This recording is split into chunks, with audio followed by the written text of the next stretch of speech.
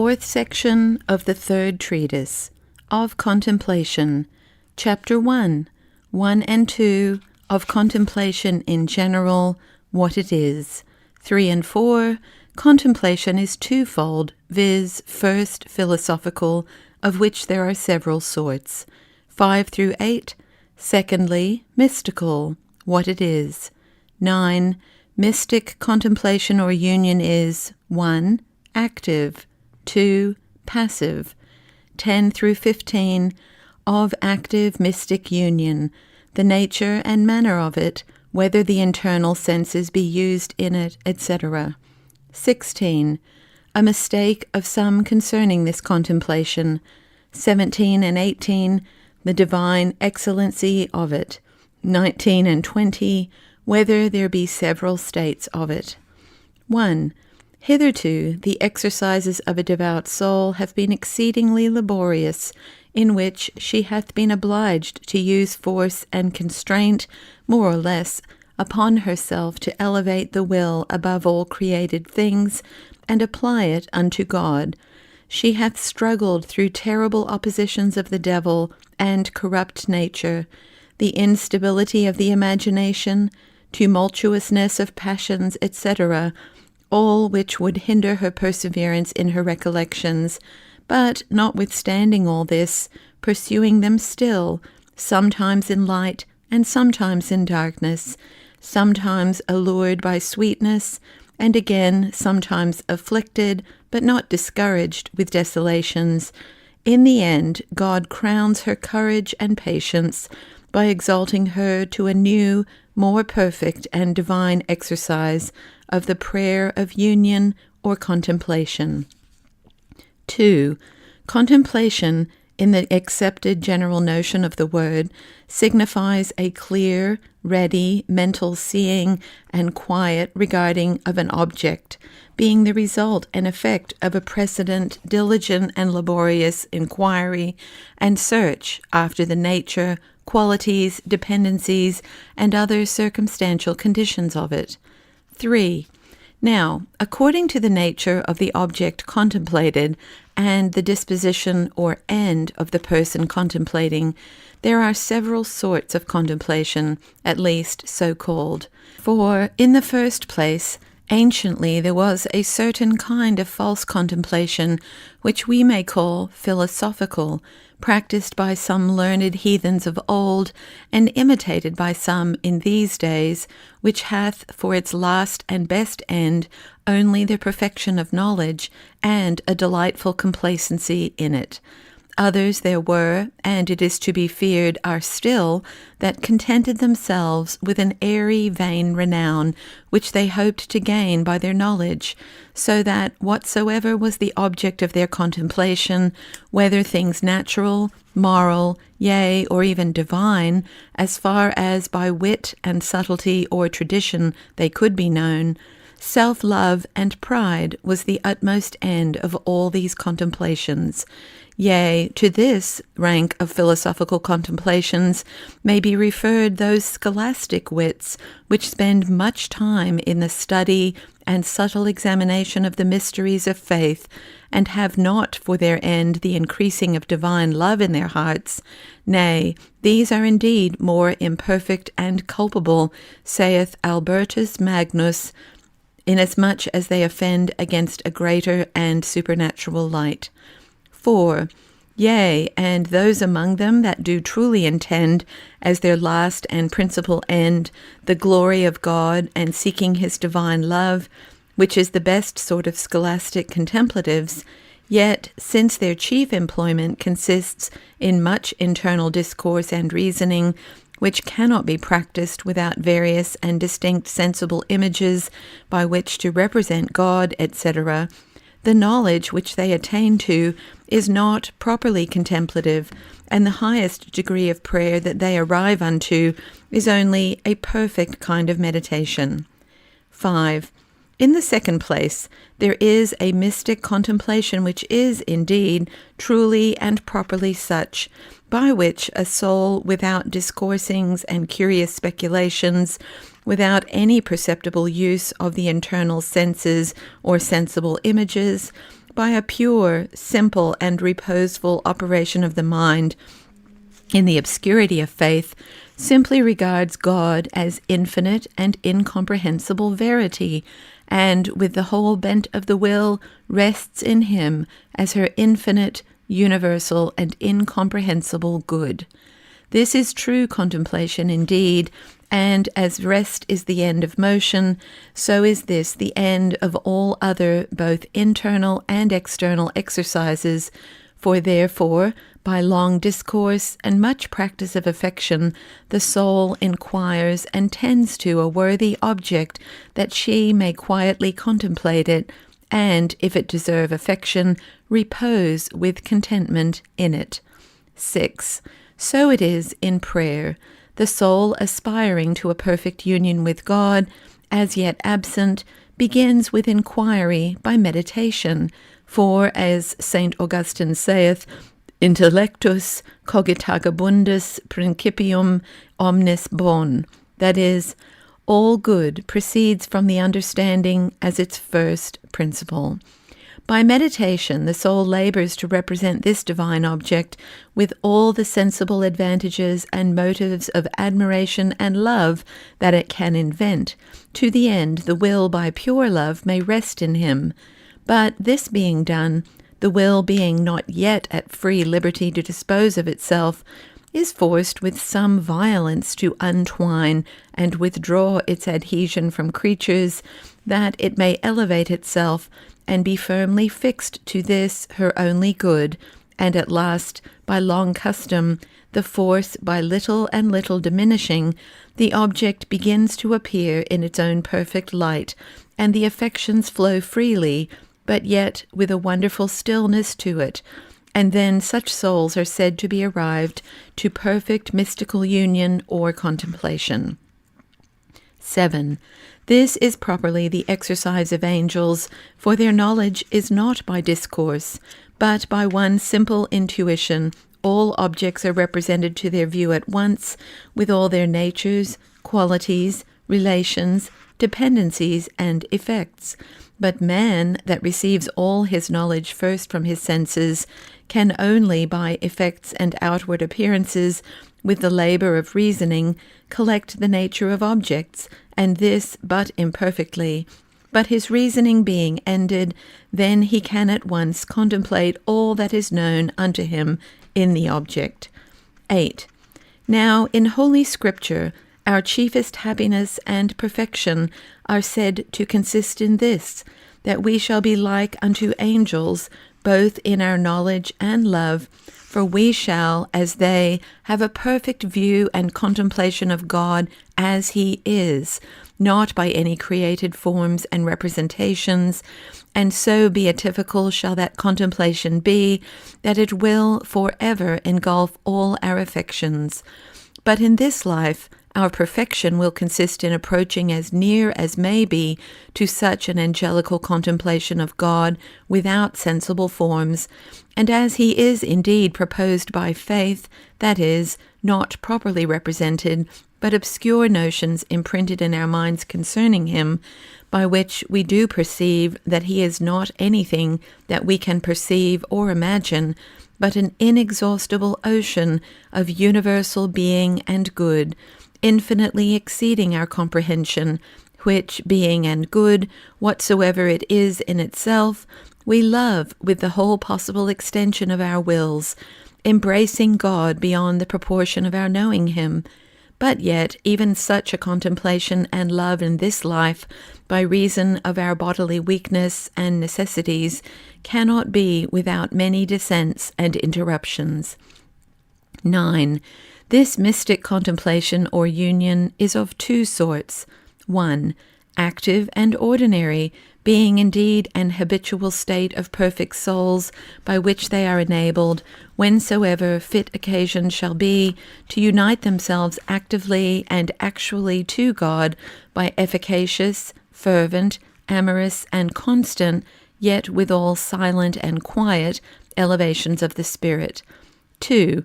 Passive and extraordinary, the which is not a state, but an actual grace and favour from God, by which he is pleased at certain times, according to his free good pleasure, to communicate a glimpse of his majesty to the spirits of his servants after a secret and wonderful manner.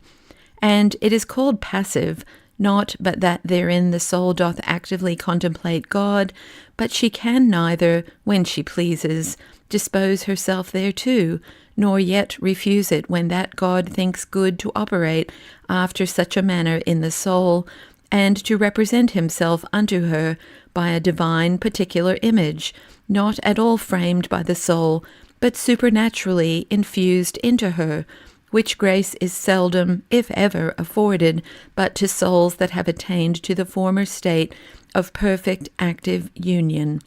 Concerning this passive union and the several kinds of it, we shall speak more hereafter. 10. As for the former sort, which is active contemplation, of which we have already treated in gross in this chapter, we read in mystic authors, Thallerus, Harphius, etc., that he that would become spiritual ought to practice the drawing of his external senses inwardly into his internal, there losing and, as it were, annihilating them. Having done this, he must then draw his internal senses into the superior powers of the soul, and there annihilate them likewise. And those powers of the intellectual soul he must draw into that which is called their unity, which is the principle and fountain from whence those powers do flow, and in which they are united. And lastly, that unity, which alone is capable of perfect union with God, must be applied and firmly fixed on God, and herein, say they, consists the perfect divine contemplation and union of an intellectual soul with God. 11. Now, whether such expressions as these will abide the strict examination of philosophy or no, I will not take on me to determine. Certain it is that by a frequent and constant exercise of internal prayer of the will, joined with mortification, the soul comes to operate more and more abstracted from sense, and more elevated above the corporal organs and faculties, so drawing nearer to the resemblance of the operations of an angel or separated spirit. 12.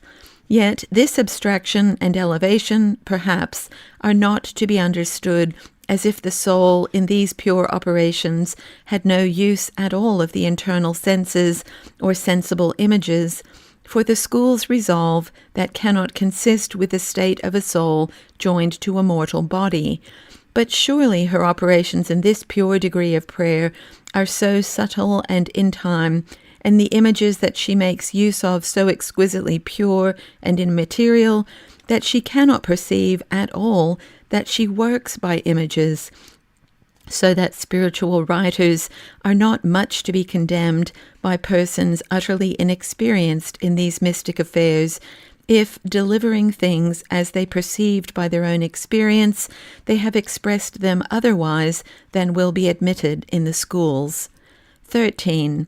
Now, to this kind of purely intellectual operations doth a soul begin to arrive after a sufficient exercise of immediate acts of the will, and having attained thereto, they do grow more and more spiritual and sublime by the exercise of aspirations and blind elevations without all limit. 14. I call them pure intellectual operations in opposition to actuations imaginative, produced by mean of gross sensible images, and not as if the said operations were in the intellect or understanding, for, on the contrary, they are exercised in a manner wholly by the will, for in proper aspirations the soul hath no other use of the understanding, but only antecedently to propose an object, which is no other, but only a general, obscure, confused notion of God, as faith darkly teaches, and this rather virtually than directly and expressly, the main business being to elevate the will and unite it to God so presented. 15. in which union, above all particular images, there is neither time nor place, but all is vacuity and emptiness, as if nothing were existent but God and the soul. Yea, so far is the soul from reflecting on her own existence that it seems to her that God and she are not distinct, but only one thing. This is called by some mystic authors the state of nothingness, by others the state of totality, because therein God is all in all, the container of all things. And the prayer proper to this state is thus described by a holy hermit in Cassian: Ita ad ilium orationis in corruptionem mens nostra perveniat, etc. That is, so will the mind ascend to that pure simplicity of prayer, the which is freed from all intuition of images, undistinguished with any prosecution of words or senses, but uttered internally by an inflamed intention of the mind, by an unutterable excess of affection, and inconceivable quickness and alacrity of spirit, which prayer, the spirit being abstracted from all senses and sensible objects, doth pour forth unto God by sighs and groans that cannot be expressed. 16.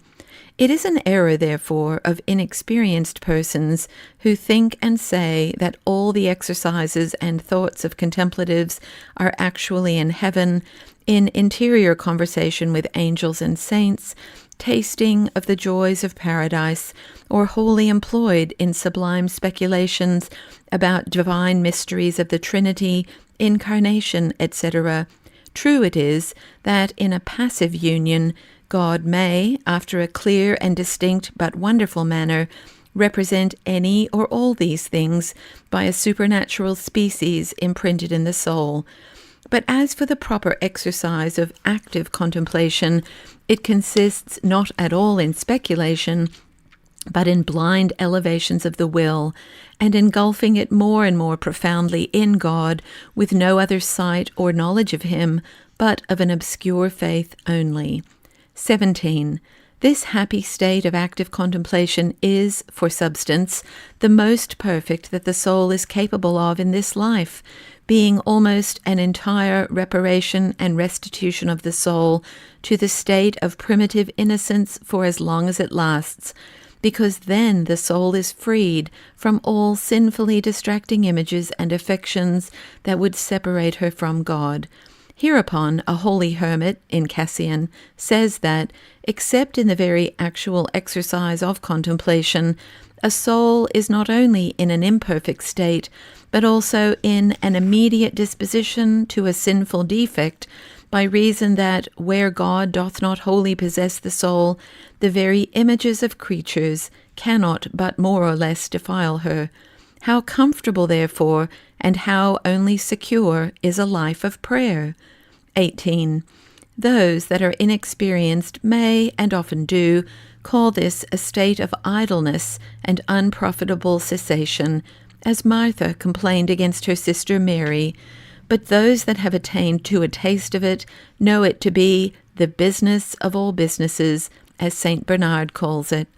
True it is, they do not, without a special and certain inspiration from God, interest themselves in external businesses, nor perhaps employ much of their time and devotions in express prayers for common necessities, yet those inexpressible devotions which they exercise, and in which they tacitly involve the needs of the whole Church, are far more prevalent with God than the busy endeavors and prayers of 10,000 others. A few such secrets and unknown servants of God are the chariots and horsemen, the strength and bulwarks of the kingdoms and churches where they live. 19. I know that some mystic authors do constitute several distinct states following active contemplation. As Barbenson makes mention of the state of the divine presence in the soul, and after that of the manifestation of God to the spirit, etc., and in all these great variety of ascents and descents, etc., likewise Father Ben Canfield, in his last and most perfect state of the essential and supereminent will of God, makes mention of several distinct exercises, as denudation, an active and passive annihilation, etc. These authors, perhaps, spoke according to the experience of the divine operations in their own souls and with regard to their particular manner of prayer. Therefore, I conceive that what they deliver needs not be esteemed a common measure for all, neither will I deny but that there may be distinct states, some of which I will mention, as the great desolation, etc. But it will be to no purpose to search closely into them. Those happy souls whom God shall so highly favour as to bring them to the mount of vision and contemplation will have no need of light from any but God to conduct them in those hidden divine paths, and the inexperienced will reap but little profit from such curious inquiries. 20. I will therefore content myself with delivering in a general manner 1. The nature of the prayer proper to the state of active contemplation. 2. And from thence I will proceed to treat modestly concerning passive union and the several kinds of it. 3. To which I will add a brief discourse of that great desolation which usually follows the said union. 4. And then I will conclude the whole book with a very short description of the state of perfection.